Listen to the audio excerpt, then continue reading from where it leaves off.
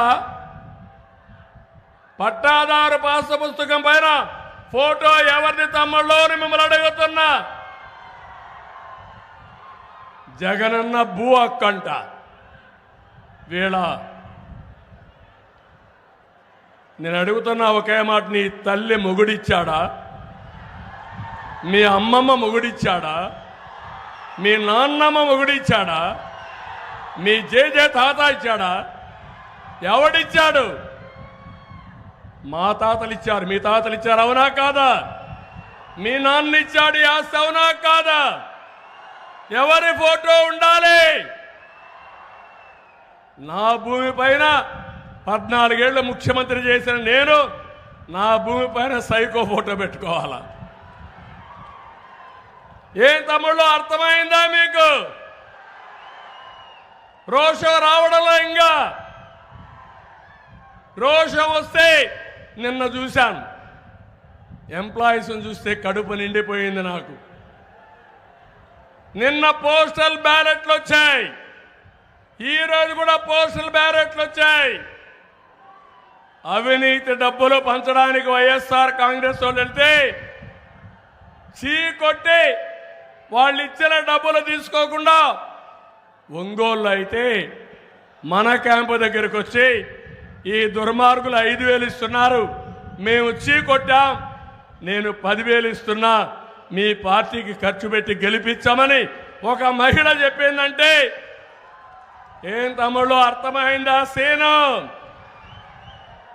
ఉద్యోగస్తులందరూ మనకే ఓట్లేశారు, వేస్తున్నారు. గెలుపు మనదే. ఎన్ని వందల కోట్ల రూపాయలు ఖర్చు పెట్టినా సైకో నీ డబ్బులేం పనిచేది, అయిపోయింది. నీ సీన్ అయిపోయింది, నీ పరిస్థితి అయిపోయింది. అందుకే మేము హామీ ఇస్తున్నాం.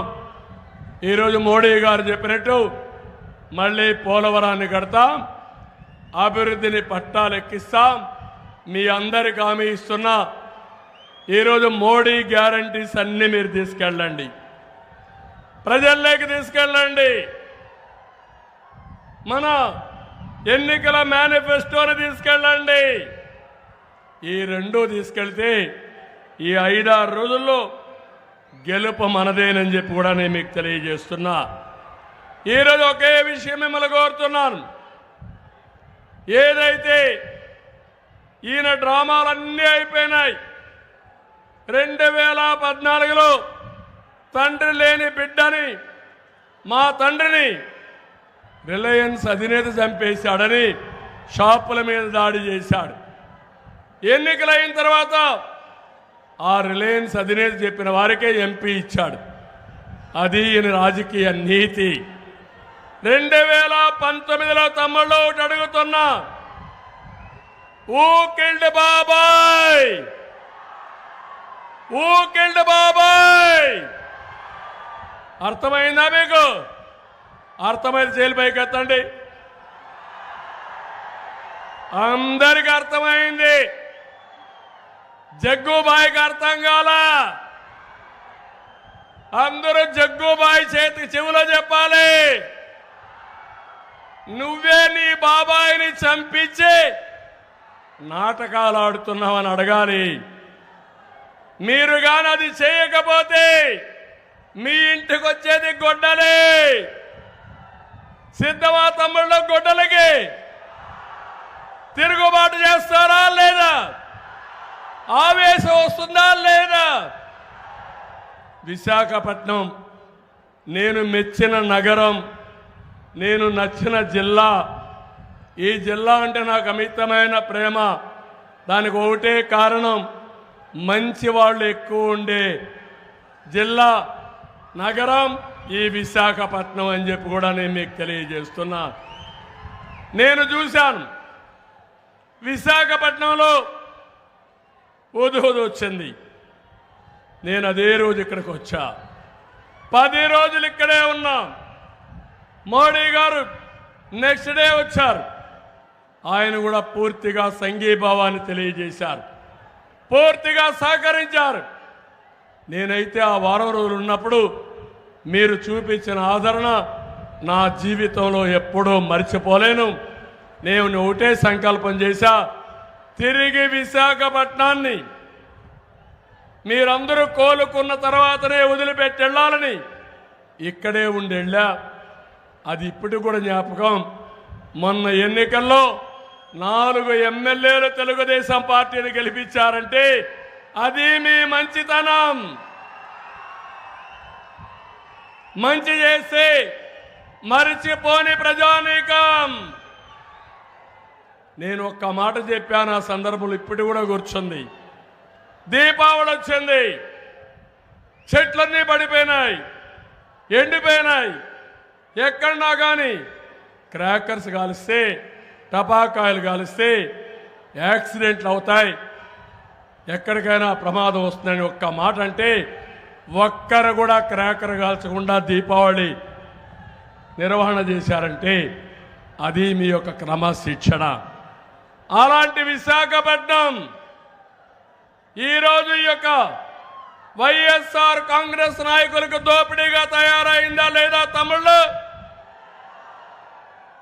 భూముల మీద కన్నేశారా లేదా? అభివృద్ధి ఆగిపోయిందా లేదా? ఏవైనా ఒక్క పని చేశారా? మెట్రో వస్తుందా? ఇప్పుడు విమానాశ్రయం భోగాపురంలో నేను ఫౌండేషన్ ఇస్తే నేనుంటే 2 ఏళ్ళలో వచ్చే విమానాశ్రయం ఈ సైకో నాశనం చేసి మళ్ళా అది తీసేసి ఈయన ఫౌండేషన్ ఇచ్చాడు. ఏంటి అరాచకం? ఒక స్టిక్కర్ ముఖ్యమంత్రి, అసమర్థ ముఖ్యమంత్రి, విధ్వంసకారుడు రాష్ట్రాన్ని సర్వనాశనం చేస్తే మనం వెయిట్ చేయాలా అని మిమ్మల్ని అడుగుతున్నా. అందుకే ఈరోజు మనం ఇచ్చిన మేనిఫెస్టోని గుర్తుపెట్టుకోవాలి. నరేంద్ర మోడీ గారి నాయకత్వం అభివృద్ధి, అభివృద్ధి, అభివృద్ధి. నీతివంతమైన పాలన, నీతివంతమైన పాలన. తెలుగుదేశం కూడా మొదటి నుంచి అభివృద్ధి మన మంత్రం అని మీ అందరికీ తెలియజేస్తున్నా. దానికి నమూనా ఇప్పుడు ఒక హైదరాబాద్. ఈరోజు కూడా మోడీ గారు ఒకటి చెప్పారు, ప్రపంచం మొత్తం ఐటీ రంగంలో తెలుగువారు దూసుకుపోతున్నారని చెప్పారు. అది మనకుండే గౌరవం, అది మనం వేసుకున్న ఫౌండేషన్. అందులో నేను నాంది పలికానని నాకు ఆనందంగా ఉందని చెప్పి కూడా నేను మీకు తెలియజేస్తున్నా. ఈరోజు మళ్ళీ సంపద సృష్టిస్తాం, ఆదాయాన్ని పెంచుతాం, పెంచిన ఆదాయం పేదవాళ్ళకి ఇస్తాం. అదే సమయంలో అభివృద్ధి కూడా బ్యాలెన్స్ చేసుకొని నిరంతరం ముందుకు తీసుకుపోయే బాధ్యత మనది. అందుకే మా ఆడబిడ్డలకు చెప్పాను, ప్రతి ఒక్క ఆడబిడ్డకి ఆడబిడ్డ నిధి నెలకు 1500, సంవత్సరానికి 18,000, 5 ఏళ్లలో 90,000 ఇచ్చే బాధ్యత మాది. 3 ఆడబిడ్డలుంటే 2,70,000 వస్తుంది. ఇంకో పక్క తల్లికి వందనం కింద ప్రతి బిడ్డకు 15,000, ఒకరుంటే 15,000, ఇద్దరుంటే 30,000, ముగ్గురుంటే 45,000, నలుగురుంటే 60,000 కూడా ఇస్తామని మీ అందరికీ హామీ ఇస్తున్నా. దీంతో అందరి పిల్లల్ని చదివిస్తాం. పిల్లలు మన ఆస్తి. పిల్లల్ని చదివించకుండా పోవడం నేరం. ఒకరికిచ్చి ఒకరి ద్రోహం చేయడం అన్యాయం కూడా. మూడోది, ధరలు పెరిగాయి, నిత్యావసర వస్తువుల ధరలు పెరిగాయి. అందుకే హామీ ఇస్తున్నా, 3 గ్యాస్ సిలిండర్లు ఉచితంగా ఇవ్వడానికి కూటమి నిర్ణయం తీసుకున్నాం. 4వది, ఆర్టీసీ బస్సుల్లో ఉచిత ప్రయాణ సౌకర్యం. ఎక్కడన్నా ఉద్యోగస్తులు కానీ మహిళలు ఎక్కడికి పోవాలన్నా పోయి రావడానికి బేషరతుగా ఏర్పాటు చేస్తాం.